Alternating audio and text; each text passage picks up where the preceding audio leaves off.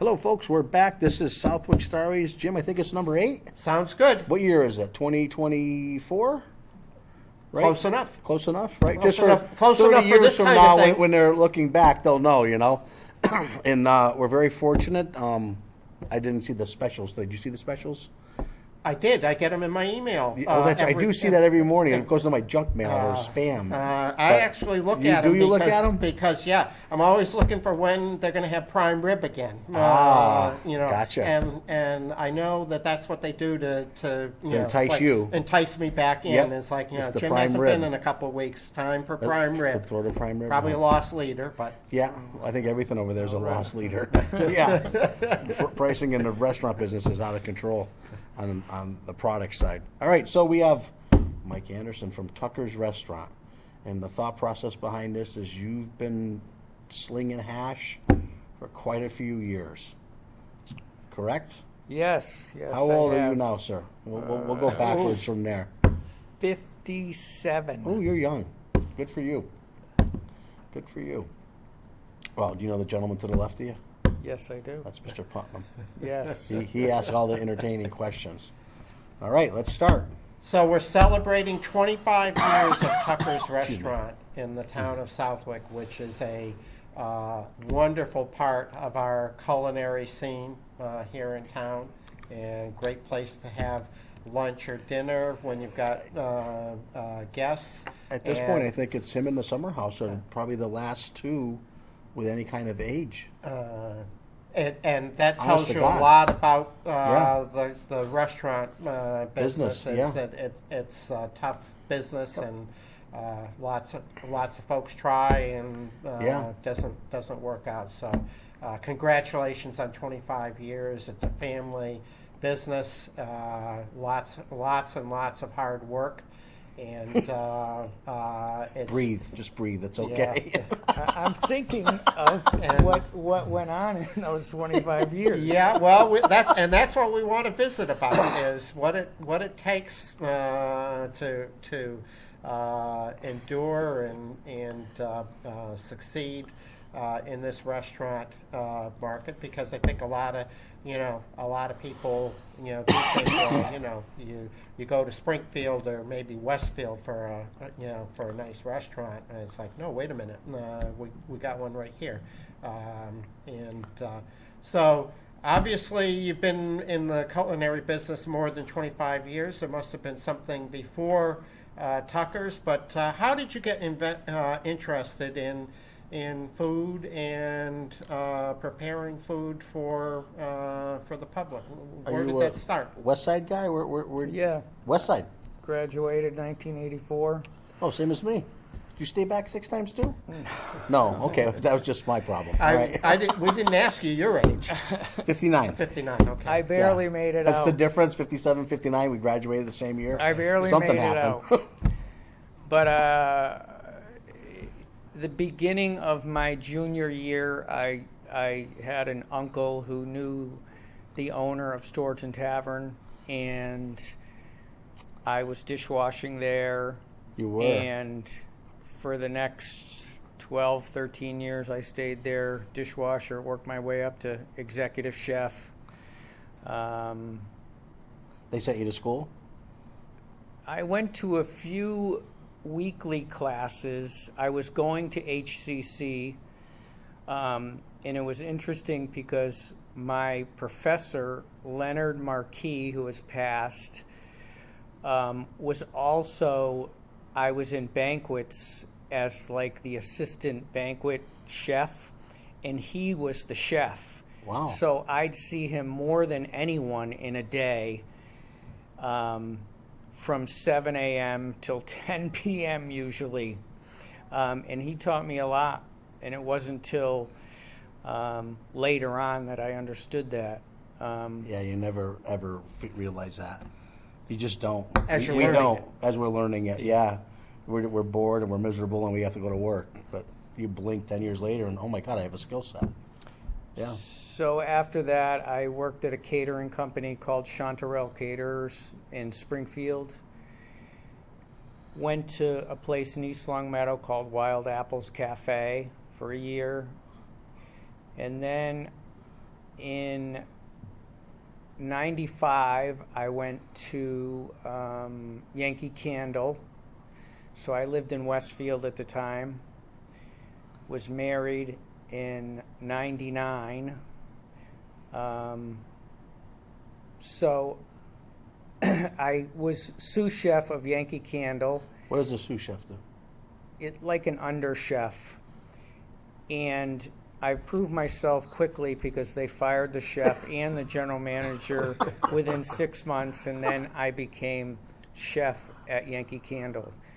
And I stayed there for 4 years. And I remember on my day off, I was driving to have a beer with a local crowd at the Southwick Inn, and I drove by what is now the Chinese restaurant. And Pinyin, right? yes, it was called Boomerangs, and it said for sale. And I think I was 33, 31, and I don't know what went on. I just gave my notice, and I bought it for $10,000 and opened up Tucker's in 1999. I went home and told my wife I quit, and she gave me a kick in the ass and said, "What, are you crazy?" So I was across the street for 7 years, and then with the help of TJ Welch, I built this building with him to have banquets, which I missed for a long time since we did a lot of banquets at Storton Tavern. Right. And it seemed like forever getting the building built, but in retrospect, it probably flew by, and today we're just still going at it. So let's go back to the professor that was also your head chef days, and you're taking classes from him nights, or whichever order that worked. What were the important lessons that he taught you that have helped you be successful at what you do? I guess he taught me, cleanliness and priorities of what have to be done in certain orders. And we rotated stations, and when I was on his station, I remember being out in the public eye. That's probably why I'm in the back of the house shaking, trying to cut the bone-in turkey. And I said, "I can't do this." And he said, "Just get out there." And we used to have a hot meal every day, and couple terms into it, I got used to being out there, and that was great experience to learn. When the college was really good, and they do have a program now on Race Street, but when you serve the general public, kids your age basically, that was exciting, but they were very conscientious at that point as well. So when you had your epiphany driving by the little strip mall and said, "I can do that," I do vaguely remember Boomerangs, but I don't think they've been there for very long. What at that time, what did you think you wanted to do? Were you thinking, I want to do a white tablecloth type restaurant in downtown Southwick? Was it more for, kind of a, anything but pizza place, anything but pizza or Chinese? What was your original vision, and how did that change over time? I think when I started, I really knew that, what I had learned from Storton, that because it had been so successful in the times, and they did things right back then, as far as the Yankee pot roast, the chicken pot pie, the prime rib, always fresh fish. We served 2 vegetables, and I still remember serving Brussels sprouts back then, and no one ate them. Now they're the rage, you know? So I'm waiting for the hula hoop to come back. When it came to Tucker's, it didn't matter if I had enough money or I had enough staff. I just was in direct drive saying, we're going to get this open on April 15th no matter what. And my wife was not working with me at the time. She was still at Mass Mutual. And I still remember the other staff members and her saying, you got to push it another week, you know, wait another week. And I said, no, absolutely not. We're going to open. We're going to have our troubles. We're going to learn from it, and we're just going to move on. And we did, you know. And that's when she quit to come work at the store? She quit when we opened up Yeah. the new Tuckers. Yeah. And she's been a great help in the front of the house.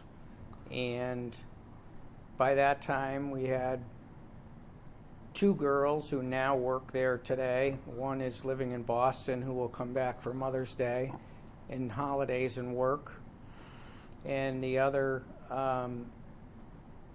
is going to college, Peyton, and she works regularly. She's progressed from hostess to bartender to assistant manager just about. And the quietest kid in the room 2 years ago, right? Yes. Honestly, and she's really blossomed and come out of her shell and just amazing. And one of the things Terry and I enjoy about Tucker's is, you know, we've seen the 2 girls grow up. Absolutely. You know, I think probably the first time we saw them, they were pouring water and you know putting you know flatware on the table or something, and then you know eventually they're you know hostess, and eventually they're waitress, and then one day you see. The older one, Paige. Yeah. Thank you, Paige and Peyton. You know, Yeah. Can be a little confusing. Yes. And you see Paige mixing drinks behind the bar, and it's like, wow, she's you know, she's grown up. Yep. And they're very very charming. They get a lot from their mother. They really I do. wasn't going to say that, Okay. Joe, but Yes, they but, do.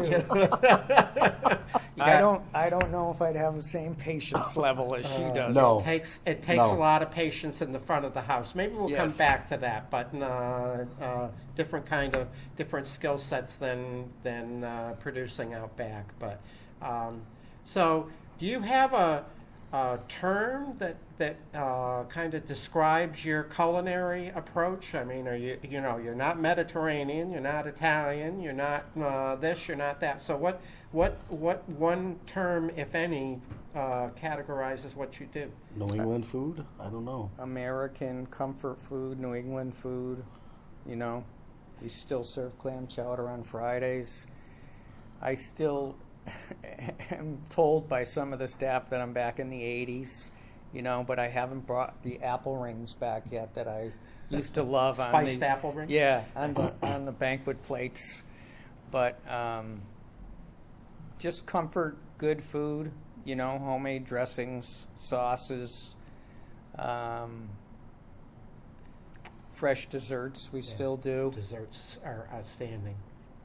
Except once in a while you slip and buy in some ice cream from someplace, but Once in a while. once in a Yeah. while. Yes, I like to support the local community. You've been a great supporter of other local businesses. You buy from local farms and in season. Tell us a little bit about that. I mean, anything I can buy local I will, and I know that Blossoming Acres has been great. I still have the same coffee company 25 years later, the same trash company, Arnold's Meats, Valley Fish in Granby. There's there's so many that you establish a relationship to get spread, and then I want to go back to the handshake days. I don't need contracts. If I say something, I want people to believe in me that I'm going to pay you, you know. Is it fair to observe that, let's go to local vegetables. It would be easier, logistics-wise, to just get a crate of carrots off the truck from whoever your normal supplier is. But when you get them from Blossoming Acres, since you already used their name, they may not be as uniform, but they're delicious and they're local, and you and your staff can work with that. Is that a fair? Absolutely. And they've come so far at the food show with ready-to-go products that you can get carrots in a 50-pound bag the same size. You can get them cut in a 20-pound bag. You can get them cut and cooked if you wanted to. And I just have to go back to the roots and, say, this is what I grew up on. I want to stick with it, I don't want to use inferior products, And that's what I try to stick to. I think restaurants in general, the better restaurants in general, do better with vegetables in the last 10 years than what they used to. But I also think that Tucker's has done that longer, and still, you'd never serve overcooked vegetables, or the green beans have turned, they're not green anymore, that type of thing. Battleship Gray. Battleship Gray, thank you. What does, how do you go about achieving that, you've got people coming in, over the course of, I guess, a 3-hour dinner hour, and the vegetables always seem to be, perfectly cooked? Well, cooked to order, unless otherwise.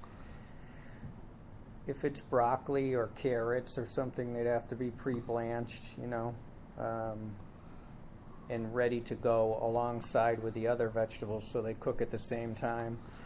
Another big item we have is butternut squash, which people ask for in the summer, and I say I can't get that, but I was using the squash out of West Springfield that a fireman used to grow on Sibley Ave way back in the Storeton days, until he just retired 2 years ago. And now I buy everything from McKinstry's Farms and Chicopee. But that recipe was the same recipe as Storeton's. And I don't know how long they had it prior to me working there. It's just been people love butternut squash. I think the brown sugar and cinnamon helps it a little bit. Yeah. And whatever else you're putting in there, but it is special. I mean, the biggest thing I hear, COVID probably brought us closer together. We hung out quite a bit, helped each other immensely behind the scenes for everyone to stay open. But if I mentioned Mike, it would be, oh my God, the place is spotless 24/7. Yeah. You go into his kitchen, there's nothing out of place, ever. And I think the biggest thing with you, which you probably learned out of Storyl Tunnel, is the process, though. You seem to process everything. Like, everything. I've never been to a kitchen in the back in my life where everything is checked. Like you said, why is the vegetable? I'm laughing when you said vegetables, because it's the behind the scenes. Sure. The just what goes into making everything perfect at all times. You walk in there, they're all at attention. No one's on their phone. Doesn't exist, which is awesome. And whether it's the dishwasher or the gentleman cooking the steaks, everything's always perfect back there. It's amazing, which I think shows in the food. Yeah. As it moves forward. it is disconcerting to be in a food service establishment and people that are serving you are using their Yep. cell phone with one hand and Yep. doing whatever else with the I usually other. have it on my shoulder. Oh, though. It's okay. not in my hand. Okay. Yeah. But you are right, though. It Uh, is. It is. It is It is. disconcerting. I wish people would at least have the discretion not to let us see it. Right. But Yeah.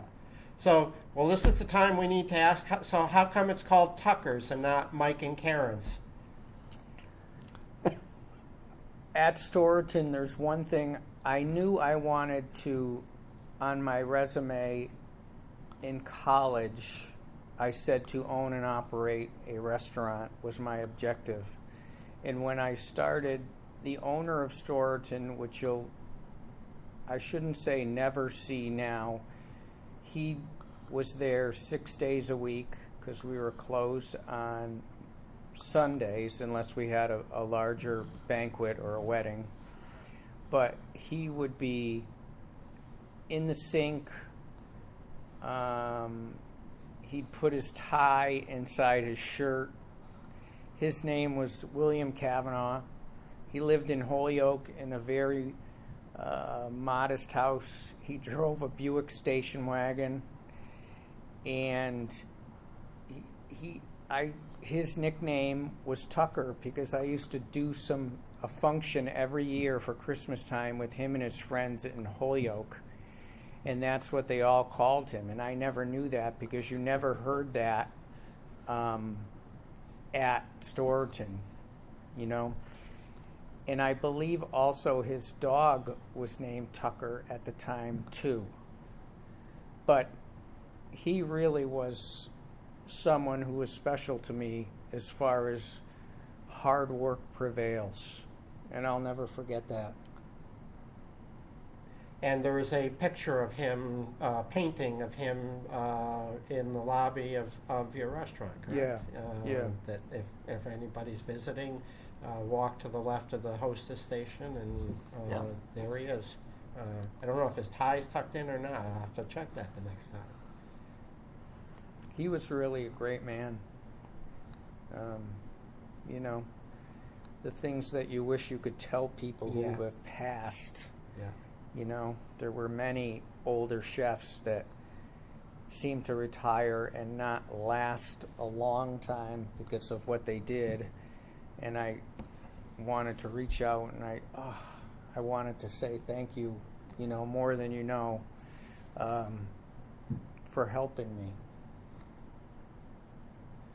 So a lot of people dream of opening a restaurant.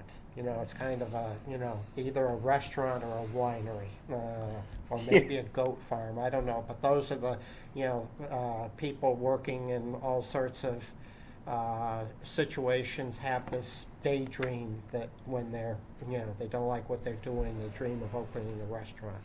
So, tell us about, what's it take? When you and Karen made the commitment to move across the street, what's it take to build and operate a successful restaurant business? I mean, what are the keys to that? What are the sacrifices that you have to make as a family? How does that work?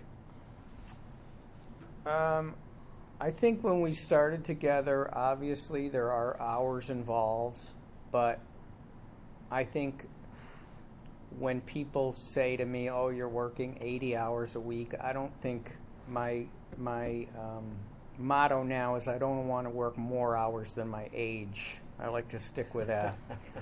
But I don't think I would be efficient if I was working 80 hours a week.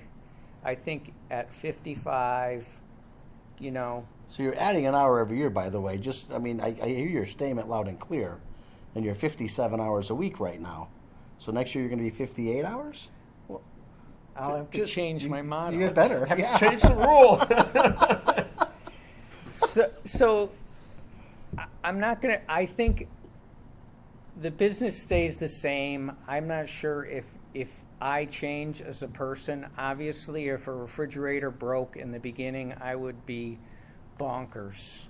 Now I know what to expect about that. If someone calls in sick, we can shift our focus and figure out another way to get the job done, whether it's having a waitress come in an hour early and helping out or whatever. If you generally, you don't get the time to sleep on it, but if it's a big decision, I like to sleep on it before making a commitment. I think we work well together. We're still married, so that's a good sign. She works hard out front, and she has her own challenges, and I'll never take it for granted that in the past you'd hear that, geez, the back of the house is working harder than the front of the house and this and that. That's just not true, you know. I think if I get still excited at some points, still hot-headed, but we're not this 1980s swearing back and forth at the staff type restaurant anymore that you might hear of. So I think it's, you know, it's running well, you know, but I think every business faces challenges every day. And for the hours part, I just try to create, you know, meaningful time if it's a Monday instead of a Sunday to get what I need to get done or spend time with the children.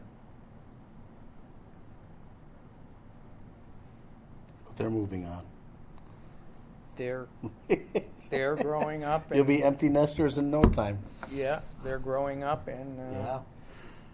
Now, I know you're going to say Karen could answer this question better than I can, but since she's not here, I'm going to ask you. So what is her emphasis in training and directing the front of the house staff to provide, because it really is, you know, special service out there. You know, you don't, you know, every wait staff has bad days and, you know, bad attitude sometimes, but you don't see it with your staff. They don't take it out on their customers. So what's she indoctrinating them in terms of what her expectations are for customer service? Well, fortunately, that's where I met her, was at Storeton Tavern, when she was out front as a hostess and on the front desk. And she also gained a lot of knowledge as far as watering tables, touch every table in the dining room. And she likes to instill that into people. And she doesn't give up as far as, you know, I want to see a steak knife on the table so I know what meal to put in front of what person. I just think you have to continue to do what you learned because that was the right thing to do. We didn't learn the wrong thing at first. We were lucky enough to learn the right things to do. And, you know, in retrospect, I'm really proud of that. Yeah, so consistency. Yes. Staying with the game. Yes. And good consistency, you know. I mean, the service industry is becoming not about service anymore. You know, when we go out, no one comes around and re-waters you. They just put a big jug of water on the table now. And everyone is supposedly guaranteed 20%. You know, even at counter service, when you're going to the counter, people want to get tipped now. It's kind of, service was a crucial part, you know, and you deserved a tip if you gave it all you had with a customer. And I really feel that that's disappearing now, unfortunately. So I know, another question before we move ahead. So who invents all of the fancy cocktails that you serve at the bar there? You always have a interesting new cocktail or two. They seem to get more complicated as time goes on, but maybe that's me. I have no part of that. That is just the front of the house having fun. Okay. Having fun, and I think they just like to make them to taste them. You know? That's part of it, huh? Yes. Okay. Okay. Because they are enticing. They have good names. They look colorful in the pictures. It's definitely keeping up with the Joneses because that's, you know. But has that market changed? I mean, that you need to sell that alcohol to make that dinner plate work for the revenue side, correct? Yes. I mean, food is food, but the pricing, you could have a loss leader back in the day, right? Yeah. And you still made money. Yeah. I don't think that's the case anymore, Correct. right? Everything is just, inflation has just brought Yes. everything to that level that you have to produce on the liquor side. You have to have those nicer drinks to grab the attention just as much as the specials you have for dinner. You know? And in inventory, with the booze side of it, I think it's still the Did you learn a lot of that from Victor at Roma's, the inventory side? No. Okay. not at all. Although I have learned a lot from him. Victor, we actually have, yeah. People are still stick with what they know. Grey Goose, Absolute, Tanqueray, Bacardi. You know, I haven't strayed from those brands, and if I do try one, it's people go to what they know. Yeah. You know. Yeah. Yeah. I mean, we have 4 drafts, which is plenty for us, and they seem to work well. My time at Yankee Candle, I can still remember on December 23rd going over with prime rib and baked stuffed shrimp to Berkshire Brew when they first were getting off the ground. We drink with the owners and have dinner over there and drink all the beer we can or could. And those were some of the fondest memories. So Berkshire Brew will always have a staple handle on my pour system. So in 2020, COVID hits, like getting, run over by a big truck that you didn't see coming. Maybe there's a better analogy for that, but out of the blue, and basically you're shut down for some period of time, and then people aren't coming out after that. So how did you guys respond and get through that period of time? Well, we had an online system that worked well, plus the reservation system, and at that time, Paige and Karen were working out front, and me and my right-hand man, Brad Klein, were working in the back. And we we served a lot of meals.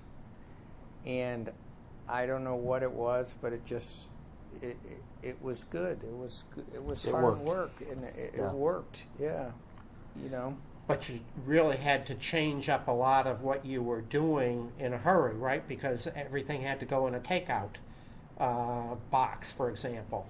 You're not, takeout boxes are kind of take your leftovers home but now all It's of a sudden, meal, yeah. and you have to think about how to keep components separate from each other, right? Because if they get sloshed around on the way home, people are going to be unhappy. So. That did happen when we had a steak with sauce and it hit someone's vegetable because it was an open container. So I had to give her a new steak that didn't get onto the vegetables. But I would say in 2024, it's awkward to me to order a $30 steak and eat it from a container. But I think most big cities and around here are doing it. It's just, I can't get on board with it, but I guess that's what busy people do. You were even selling cocktails takeout, right? During that, which who'd have seen that coming, other than the pre-mixed stuff that they sell in the package stores? But they buy a takeout container and maybe a couple containers of. Yeah, we did sell.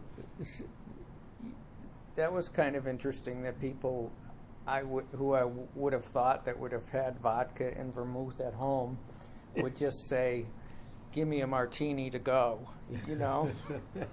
So I mean, we were happy to do that, you know. But to drink a martini out of a plastic cup is kind of an insult as well. It worked. So, COVID now, we refer to it as kind of history, but did, as things have gotten back to normal, has anything really changed since, is the restaurant business fundamentally different now than it was pre-2020, or is it kind of gotten back to just the way it's always been? Did it change anything that you guys do?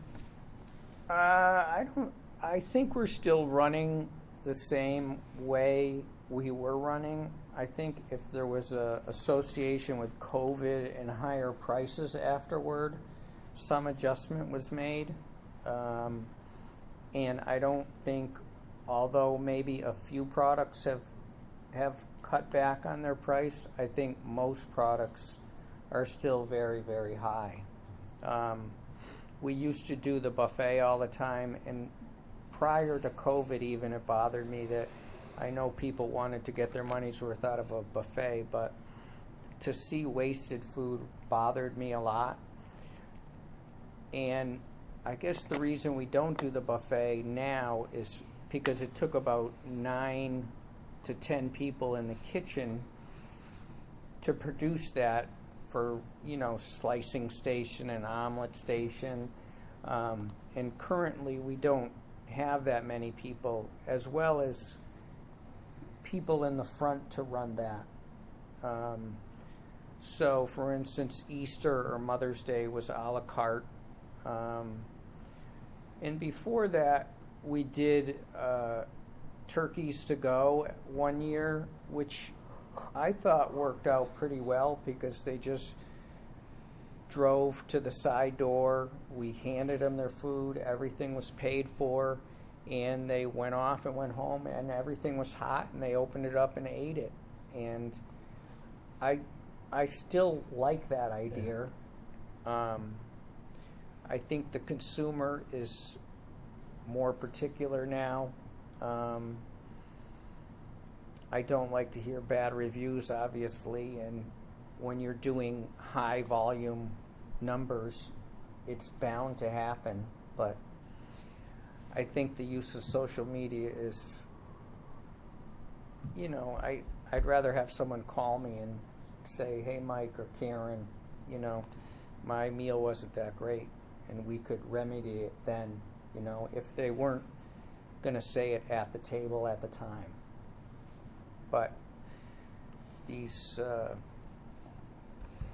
big, lengthy reviews are, I don't agree with them.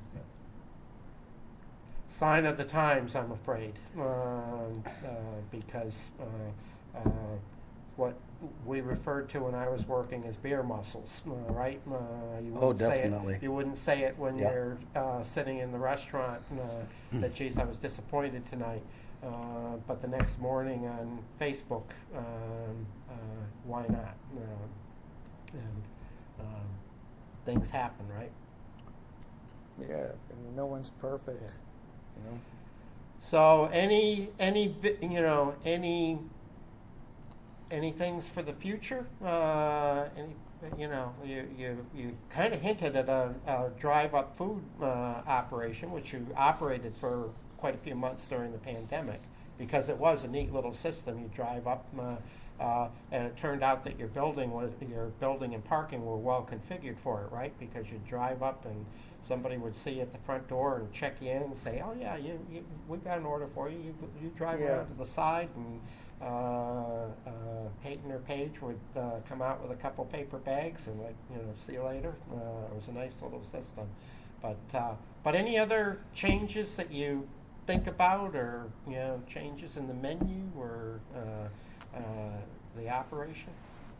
We're always changing the menu. I don't think the garnish per se changes. The food item stays similar. We've had great luck with cod and salmon, and someone asked me yesterday, actually, why don't you have swordfish on the menu? And I said, well, those are delicate items. I don't want to have too many, say, fish that is not going to keep for 3 days or so.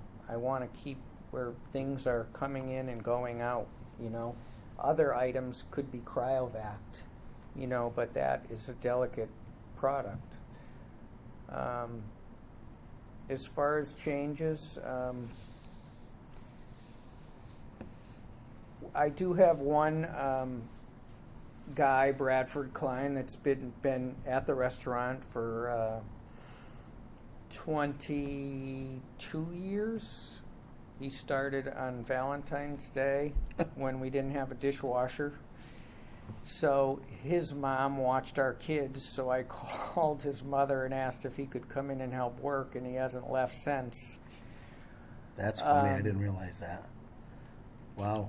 So for some reason, he doesn't have an interest in taking over, which I had an interest at Storerton to take over, but it wasn't offered to me. So I really would like to find some younger, passionate person who I could work with who is willing to take over the restaurant. I think that's the dream of every family business, right? Is to, whether it's a family member or somebody else, somebody that's got the passion and the capability to carry on. Yeah, I wouldn't expect them to call it Tucker's, but I would like to see the same value, and if I came back 5 years later, that the place would still be clean and wouldn't be in shambles, and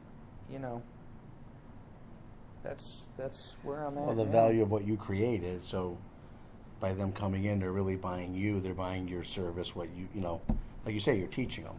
You can go to Vogue School for Culinary, but you're not going to learn the front of the house, the back of the house, in depth, no different than your job at Wright Farm, the credit bureau, yeah. right?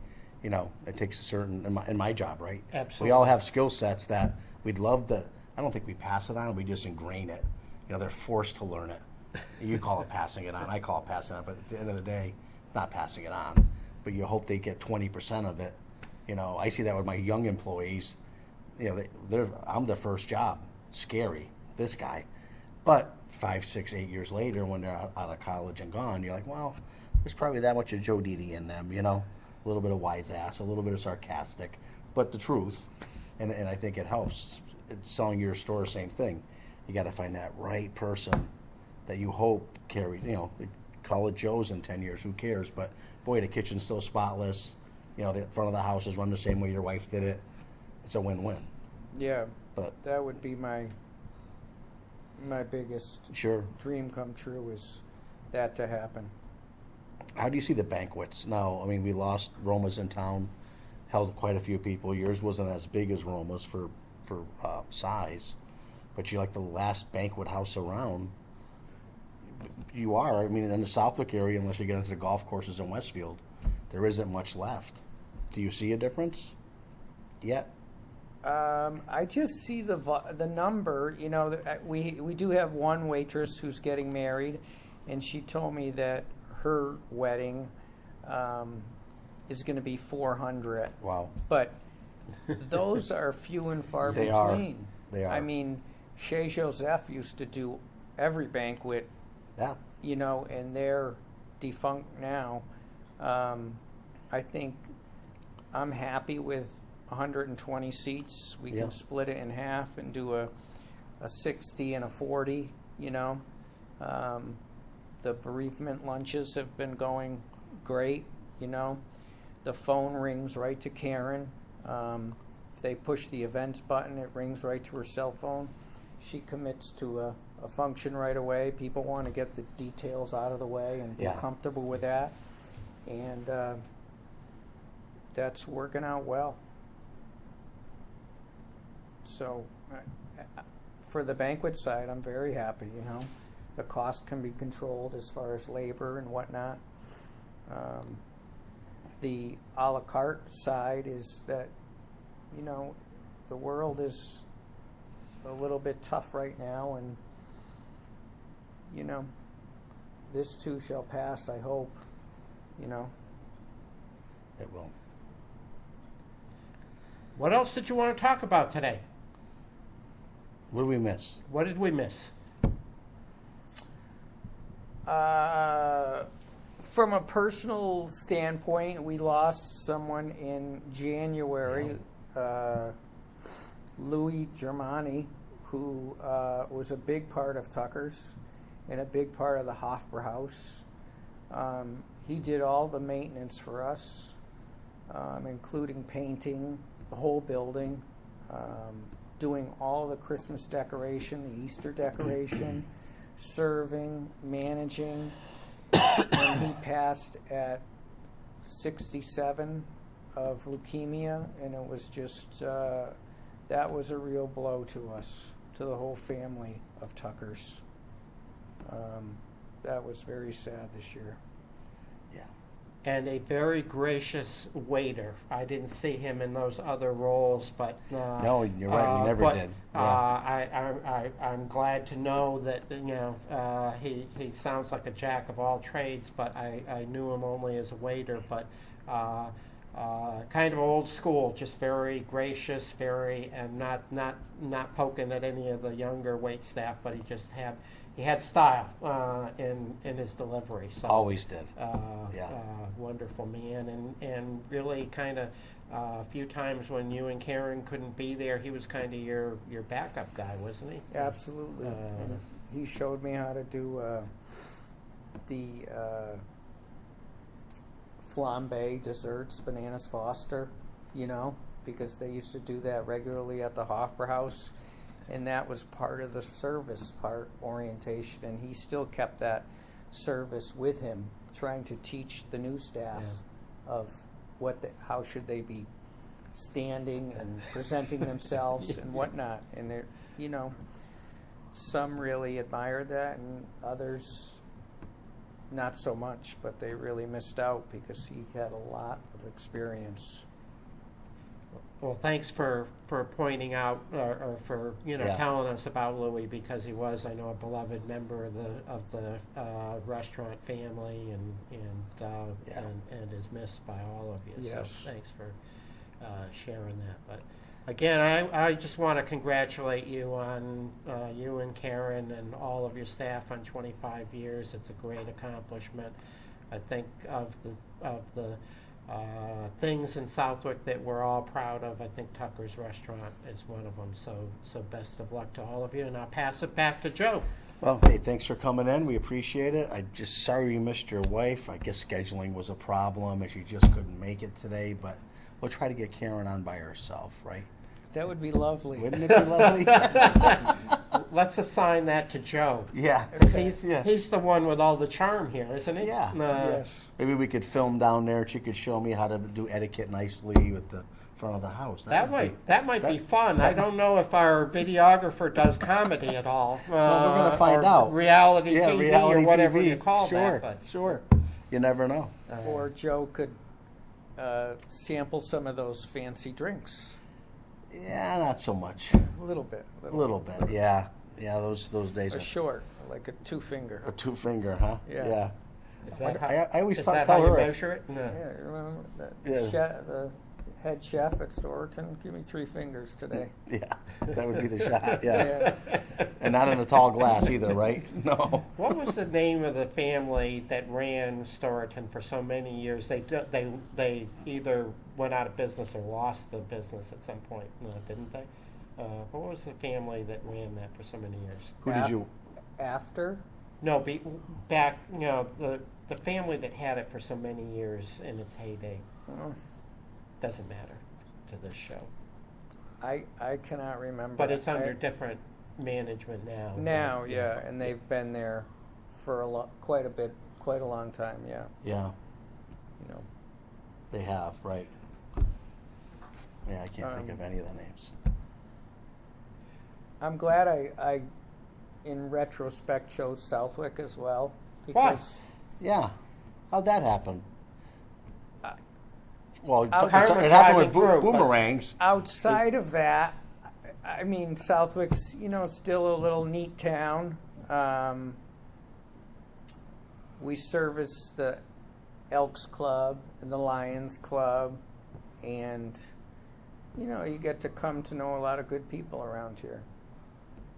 Well, and I would point out that you've been very good to the community too. I know you've done lots of things for the Southwick Congregational Church in terms of helping with food service and sometimes lending things and I'm sure that goes on with many other organizations. But you folks have been very community minded. They help us every year at Thanksgiving for years now. Oh, that's your secret. That's where the squash comes from, yeah. Oh, Except he can buy it already cut, but he makes me go to get it from Calabrese. Then I got to bring it over, and I don't know where it ends up, but yeah. Does he make you cut it too? Not yet. Not yet? That's coming. I think it's the knife That- issue and the Joe issue. He doesn't. His liability won't cover me. Okay. So Okay. I can walk through the kitchen. He doesn't allow me to stop and look too much anymore. But, anyways, well, hey, we appreciate you coming out, taking the time. Like, you probably got to get back to work like the rest of us. Yes, this has Yes, been you great. do. All righty. So, folks, have a great day, and we'll have more shows to come. Thank you.